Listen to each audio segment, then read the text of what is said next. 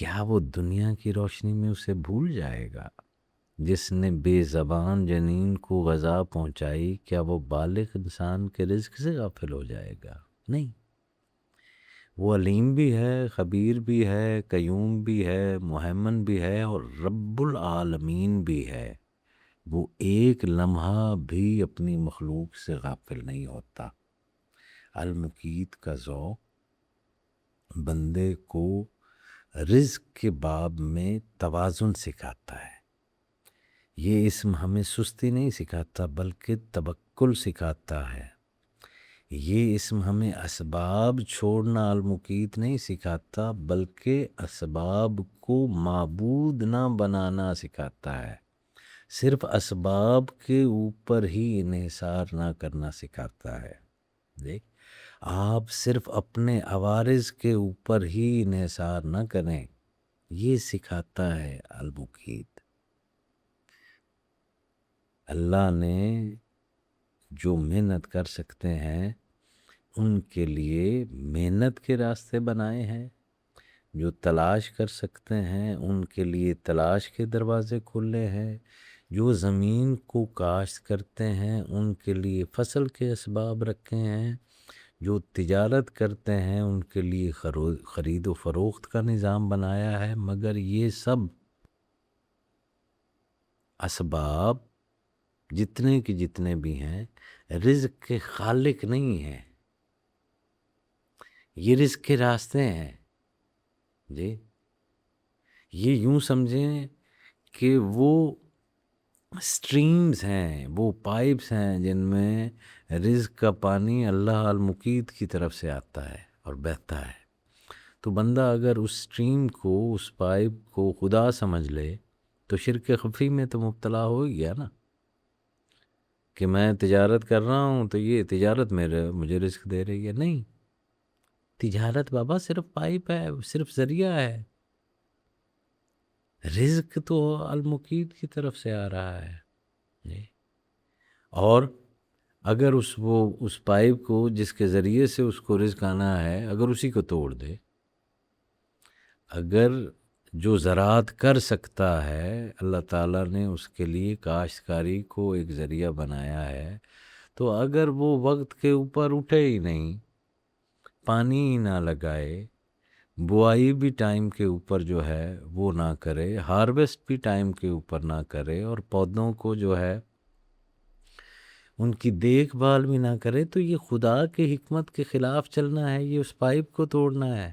مومن کا راستہ یہ ہے کہ وہ اسباب اختیار کرے، مگر یہ جانے ایمان رکھے کہ یہ اسباب کچھ بھی نہیں ہیں، سب کچھ اللہ تعالیٰ کی طرف سے ہے، حتیٰ کہ اسباب بھی اسی کے دیے ہوئے ہیں، اور ان اسباب کا احترام بھی کرنا ہے۔ حرام راستہ اختیار کرنے سے رزق نہیں بڑھتا۔ جو حصہ تمہارے لیے مقرر ہے وہ حلال راستے سے بھی آ سکتا ہے۔ حرام راستے سے آپ نے کما تو لیا، لیکن وہ پھر خرچ کسی کے اوپر ہو گیا، ان تمام چیزوں کے اوپر جو آپ کی نشو و نما کا باعث نہیں بنتی۔ مقدموں میں، بیماریوں میں، کوئی چوری کر کے لے گیا، کسی کہیں پہ قبضہ ہو گیا، دیکھ، وہ کسی کا حق چھین کر آپ نے پاس رکھ تو لیا لیکن استعمال تو نہیں ہوا۔ جمع کر کے آپ نے درجنوں گھر بنا لیے، لیکن رہنا تو اسی ایک کمرے میں نصیب ہوا، اور کئی ایسی عمارتیں ہیں لوگوں کی، میں بہت سوں کو جانتا ہوں، بالخصوص جو ہمارے بھائی صاحبان باہر کے ممالک میں رہتے ہیں، یہاں پر بڑے بڑے محل نما گھر انہوں نے بنائے ہوئے ہیں، لیکن رہنا نصیب نہیں۔ تو اگر بندہ بے صبری سے، حرص سے، جھوٹ سے، خیانت سے، سود سے، دوسروں کے حق پر دست درازی کے ذریعے سے رزق کو لینے کی کوشش کرے تو بھی رزق کی مقدار نہیں بڑھتی ہے، یہ دیکھیے گا آپ، نہیں بڑھتی۔ یہ صرف آپ کے دماغ کے اندر کوئی سودا جو ہے وہ ہو جاتا ہے، رزق کی مقدار نہیں بڑھتی۔ ایسا کرنے سے رزق کا نور کم ہو جاتا ہے، دل کا سکون چلا جاتا ہے، آخرت کا حساب سخت ہو جاتا ہے میرے بھائی. حرام رزق بظاہر غذا آپ کو لگتا ہے لیکن باطن کے لیے زہر ہے. جسم کو کچھ دیر کے لیے قوت دے گا، ذہن کو کچھ دیر کے لیے آسودگی دے گا، دل کو نور سے خالی کر دے گا، دعا بے اثر ہو جائے گی، عبادت بے لذت ہو جائے گی، گھر سے برکت چھین لے گا. اسی لیے المقیت کا بندہ عبد المقیت رزق کے لیے محنت کرتا ہے مگر اپنی دنیا اور آخرت کو لالچ، خیانت اور جھوٹ کے سپرد نہیں کرتا. صاحبو، المقیت کی ایک لطیف تجلی ہے، اور یہ ہے کہ وہ صرف جسم کو غذا نہیں دیتا، دل کو بھی غذا دیتا ہے. روٹی جسم کو سنبھالتی ہے، ذکر دل کو زندہ رکھتا ہے، پانی بدن کی خشکی دور کرتا ہے، اور کلام اللہ روح کی پیاس بجھاتا ہے. سانس جسمانی زندگی کا خاموش رزق ہے، اور اللہ کا ذکر قلبی زندگی کا باطنی رزق ہے.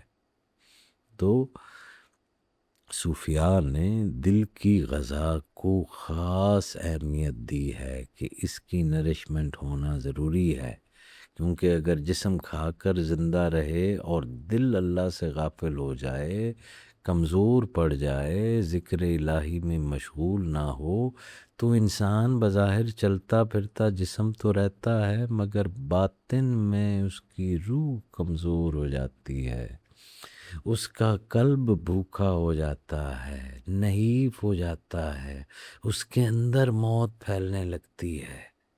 جی، اور پھر وہ کہتے ہیں کہ چلتی پھرتی لاشیں ہیں، لاشیں ہیں، اندر سے مرے ہوئے ہیں جی، مگر چل پھر رہے ہیں، کیونکہ صرف فزیکل ایگزسٹنس کی ہی انہیں نرشمنٹ مل رہی ہے، اسپرچول ایگزسٹنس کی کوئی نرشمنٹ، کوئی خوراک نہیں مل رہی. قلب جو ہے وہ بھوکا، نحیف، کمزور اور قحط زدہ ہو گیا ہے. ایک اسپرچول فیمن ہے جو پھیل گیا ہے. المقیت ہر سانس میں ہمیں زندگی دیتا ہے، اور ہر ذکر میں دل کو موت سے بچانے کی قوت فرماتا ہے، عطا فرماتا ہے. اس اسم کا ایک اور معنی کفالت اور حفاظت کا بھی ہے. المقیت وہ ہے صاحبو جو ہر مخلوق کو محرومی سے بچانے کے لیے اس کی ضرورت کے مطابق اس تک حصہ پہنچاتا ہے. جیسے قحط کے زمانے میں ہر ایک کو مقررہ مقدار میں اناج دیا جاتا ہے نا، وہ تو پہنچایا ہی جاتا ہے. یہ جب پہلے ہمارے ہاں بھی راشن ڈپو ہوا کرتے تھے، لوگوں کے لیے ایک راشن جو ہے وہ مقرر کر دیا جاتا تھا کہ ان کی سسٹیننس اس سے ہو جائے، اور آپ وہ کارڈ لے کر جاتے تھے اور اتنا راشن آپ کو مل جاتا تھا. قحط کے زمانوں میں بھی ایسا ہوتا، راشننگ یہی ہوتی ہے. یہ ابھی یہ جو خلیج کا قضیہ ہوا، ایران کا کے اوپر جنگ ہوئی، تو اس کے دوران ہمارے ملک میں بلکہ دیگر کئی ممالک میں بھی فیول کی راشننگ کی گئی تاکہ سسٹیننس اور اس کو ہر کسی کو اس کے حصے کے مطابق ملتا رہ جائے. تو المقیت کا ایک وصف یہ بھی ہے.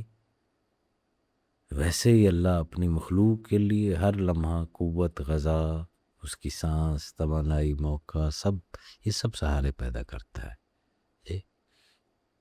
تو اس سارے سفر کے دوران بندے کے لیے ایک ہی سبق ہے، اور وہ یہ ہے کہ اللہ کبھی کبھی رزق کو فوراً خرچ ہونے والی صورت میں دیتا ہے، اور کبھی کبھی باطن میں ذخیرہ قوت کی صورت میں. کبھی آج کا لقمہ دیتا ہے، کبھی کل کی ہمت، کبھی مال دیتا ہے اور کبھی صبر دے دیتا ہے، کبھی راستہ دیتا ہے، کبھی انتظار کی طاقت دے دیتا ہے. وہ دیتا ہے، سسٹین کرتا ہے.